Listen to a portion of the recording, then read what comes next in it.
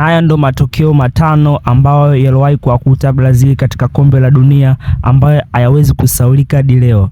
Tukio namba 5 ilikuwa mwaka 1950 katika kombe la dunia ambapo Brazil alikuwa anahitaji sare tu ili aweze kuibuka bingwa kwa wakati huo, ambao gemu ya kwanza ilimalizika kwa 1-1 na gemu ya pili Uruguay akapata goli dakika za mwishoni, kwa Brazil wakashindwa kuchukua kombe. Hili tukio linajulikana kama Maracanazo ambalo lilitokea katika uwanja wa pale. Tukio namba 4 ni mwaka 2018 katika hatua robo finali ambapo Brazil walifungwa 2-1 na Belgium. Ile Brazil ilikuwa ya moto sana.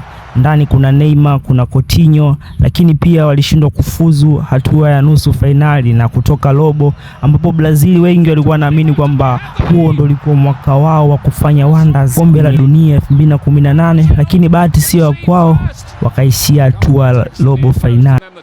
Tukio namba 3 ilikuwa mwaka 2010 baada ya Brazil kuongozwa ama game kumalizika 2-1 dhidi ya Netherlands, ambapo kipindi Brazil wanaongoza kwa goli moja ilionekana kutawala sana mchezo, lakini baada ya Mero kupata kadi nyekundu ikapelekea mchezo kupoteza na Brazil kupoteza kuingia hatua nusu finali. Tukio namba 2 ni la mwaka 1998 baada ya Brazil kuvuliwa ubingwa na Ufaransa rasmi baada ya kuchakazwa chuma 3-0, ambapo hiyo game Ronaldo nazaliwa kuonekana kabisa. Sasa usisahau kucomment, kushare na kufollow ili kujiunga katika familia hii hapa ya kimichezo kwa kushare idea mbalimbali. Sasa kabla sijaanza tukio namba 1, hakikisha umesave video hii na umenifollow pia kwa taarifa mbalimbali za kimichezo za ndani na za nje. Sasa tukio namba 1 inashikwa lile la mwaka 2014 baada ya Brazil kupigwa kamba 7-1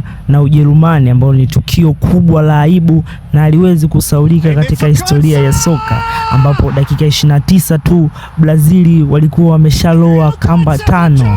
Brazil walizidiwa sana. Sasa usisahau kuniandikia comment hapo chini, kushare na kufollow na kunipa like. Je, ulikuwa unajua ya matukio matano ambayo yaliwahi kuwatokea Brazil katika kombe la dunia? Sio tu chuma 7 tu, bali wamepatwa na mengi. Hapa ni Last King Media.